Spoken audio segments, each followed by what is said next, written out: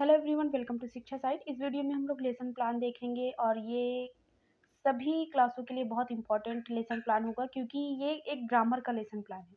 और पूरा lesson plan आप सभी को संस्कृत लैंग्वेज में मिलने वाला होगा क्योंकि कई लोग ये बोलते हैं कि जो संस्कृत विषय का लेसन प्लान है उसको संस्कृत में ही चाहिए, तो ये लेसन प्लान आप सभी के लिए है। और इसका जो प्रकरण है वो कारक है।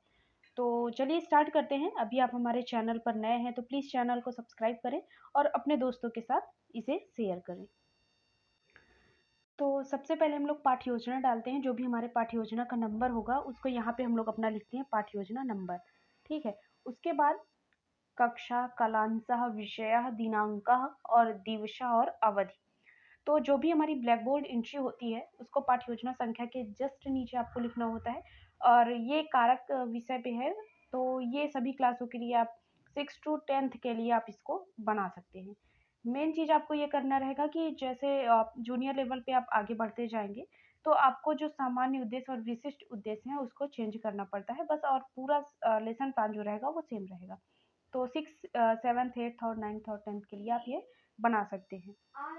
तो सबसे पहले हम लोग जिस क्लास के लिए होगा वो डालेंगे। कालांश जो होगा, जो पीरियड रहता है वो डालते हैं। और उसके बाद विषय संस्कृतम है, व्याकरण आप उस विषय में डालेंगे और उसमें ब्रैकेट में आप करके लिख सकते हैं। जिस डेट पे आप टीचिंग कर रहे हैं वो लिखेंगे, जो दिवस रहेगा वो लिखेंगे, और उसके साथ ही अवधि जो रहेगी, मिनट ना लिख के इसमें आप 35 मिनट करके ये नहीं लिखेंगे। 35 निमेषा बोलते हैं मिनट को, तो ये आपका हो जाएगा। इसके बाद आपका प्रकरण जो रहता है वो कार्य का रहेगा।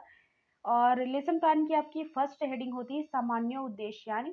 तो यहाँ से आप, यहाँ पे मैंने 4 पॉइंट आपके लिए लिखे हुए हैं। अगर आपको कोई और ऐड करना है तो आप ऐड कर सकते हैं।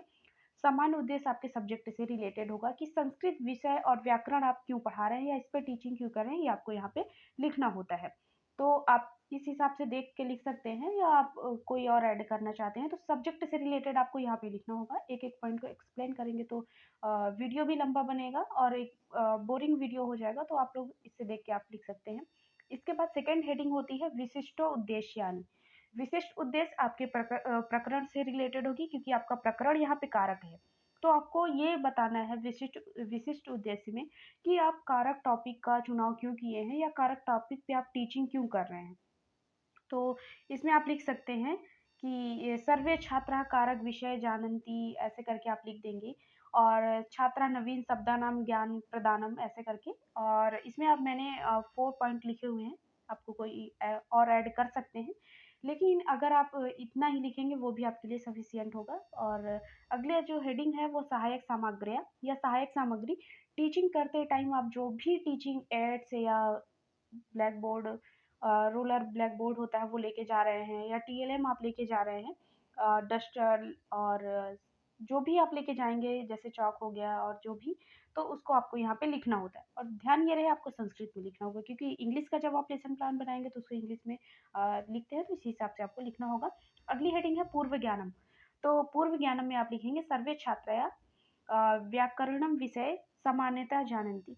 तो पूर्व ज्ञान के बाद आपकी अगली हेडिंग होती है प्रस्तावना प्रश्न।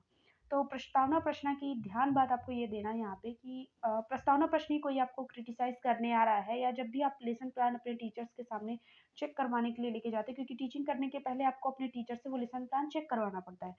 तो आप भी ध्यान दिए होंगे चेक करवाते टाइम कि पूरे लेसन प्लान में सब लोग ध्यान से कुछ कोई पढ़ता है तो प्रस्तावना प्रश्न ही पढ़ता है।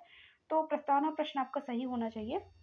सबसे पहले जो पहला प्रश्न होगा वो बच्चे के पूर्व ज्ञान से रिलेट करके आप पूछेंगे, और जो भी छात्र अनुक्रिया करेंगे दूसरा प्रश्न उसी से रिलेट करके आपको पूछना होता है। तो यहाँ पे 5 प्रश्न पूछे गए हैं, आप ये लिख सकते हैं। आप दूसरा भी इसी टाइप से आप बनाएंगे। ध्यान आपको जो मैंने बताया है कि पूर्व ज्ञान से पहला प्रश्न, और जैसे ही छात्र अनुक्रिया जो करेगा सेम उसी टॉपिक उसी पॉइंट से उठा के आप दूसरा प्रश्न बना लेते हैं। अगली हेडिंग होगी आपकी उद्देश्य कथनम। उद्देश्य कथनम में आपको अपना प्रकरण जो है वो स्पष्ट रूप से बच्चों के सामने रखना होता है। प्रियांश छात्रा अद्य वयम कारकः विषय विस्तरेण अध्ययनम करिष्यामः। इसके बाद अगली जो हेडिंग होगी वो आपकी प्रस्तुतिकरणम होगी। प्रस्तुतिकरण में आपका जो भी स्पष्टीकरण होता है वो आपको करना होगा। इसमें आप 3 कॉलम 4 कॉलम बनाएंगे। शिक्षण बिंदु, छात्राध्यापिका कथनम, छात्रा कथनम और श्यामपट्ट कार्य। तो अगर आपके कॉलेज में बोला जाएगा कि आपको शिक्षण विधि भी अलग से करनी है, तो शिक्षण विधि भी आप अलग से श्याम पटकारे के बगल में अलग से उसका कॉलम बनाएँगे और उसमें लिखते हैं। तो शिक्षण बिंदु में आप पहला पॉइंट डालते हुए लिखेंगे छात्र-अध्यापक कथनम में कारकस्य परिभाषा। तो इसमें जो भी आप परिभाषा या उदाहरण लिखना चाहते हैं, वो आप यहाँ पे करेंगे। संज्ञा, सर्वनाम च अन्य शब्दानां सह संबंध बोधयन्ति सह-कारका कथ्यते। और इस समय आपको छात्रा कथनम में लिखना है सर्वे छात्रेषु ध्यानपूर्वकं श्रोष्यन्ति तथा च मुख्य विन्दया लेखयन्ति। और इस समय आप ब्लैक बोर्ड वर्क में कर सकते हैं। अगर आप अपने लेसन प्लान को अट्रैक्टिव करना चाहते हैं, तो वहाँ पे आप ब्लैक पेपर लेके इसे यहाँ पे पेस्ट कर दें और उसमें आप जो व्हाइट कलर की पेन आती है, उससे आप यहाँ पे लिखेंगे तो वो आपके लेसन प्लान को थोड़ा अट्रैक्टिव बनाएगा। और कार्कस्य प्रकारा तो कितने प्रकार के होते हैं आपको यहाँ पे लिखना है, अष्ट प्रकारा। तो यहाँ पे आप छोटे-छोटे पेपर अलग कई कलर के आप उसे पेस्ट करके कारकस्य प्रकारा करके आप यहाँ पे पेस्ट कर सकते हैं, क्योंकि कोई भी आपको क्रिटिसाइज़ करने आएगा, उसका ध्यान इन सब चीज़ों पे पड़ता है, तो वो उसका इफ़ेक्ट आपके लेसन प्लान और आपकी टीचिंग पे भी पड़ेगा।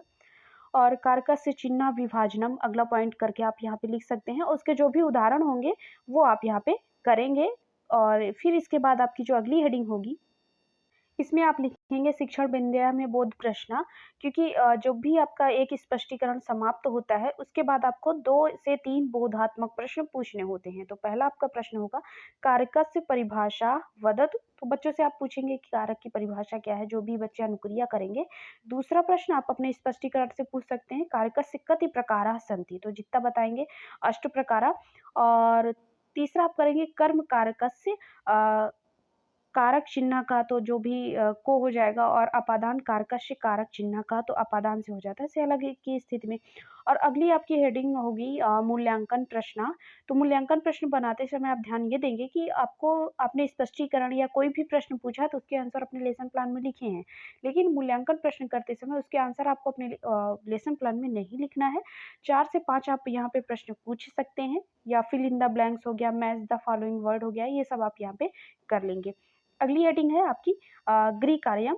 तो गृह कार्य में आप कुछ भी दे दें, बच्चों से कलेक्ट करने के लिए बोल दें कि आप 10 ऐसे वाक्य चुन के लाएँ जिसमें कारक का प्रयोग हुआ है।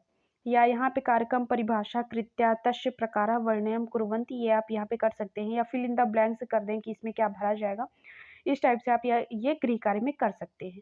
तो यहाँ पे ये लेसन प्लान समाप्त होता है। अगर आपको कोई और लेसन प्लान चाहिए या कोई टॉपिक पे लेसन प्लान चाहिए, तो आप लोग मुझे कमेंट बॉक्स में बताएँ।